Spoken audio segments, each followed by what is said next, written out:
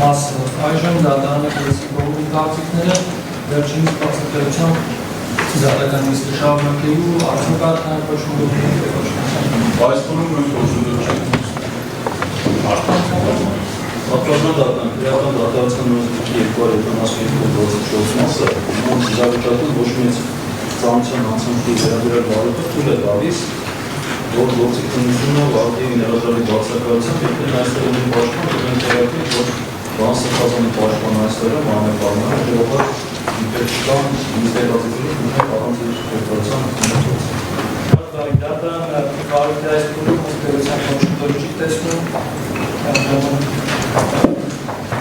Գահ եպիսկոպոս Հովհաննիսյանի բացակայությամբ դատական նիստը շարունակելու հետ կապված երկրներով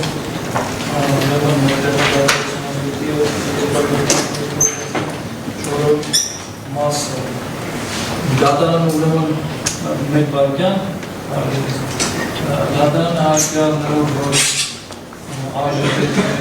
մասնավոր կյանքի հետ կապված անձնավորները ստեղծության հրապարակի, որոնք վերաբերում են ինչպես դատարանին, այնպես էլ պարոն Տեր-Պետրյանին, հետևաբար այս հանգամանքով պայմանավորված դատարանը դատական նիստի հրապարակայնությունը սահմանափակում է և դատալսումները այս փուլում իրականացվում են ձեռնափակ։ Խնդրում եմ դատական նիստի դահլիճում գտնվող ուրեմն ովքեր կողմ չեն դատական նիստի դահլիճը ձեռքեն, որպեսզի մենք կարողանանք աշխատել։ Որպես պատճառաբանություն ներկայացրեցի պարոն Զոհրաբյան,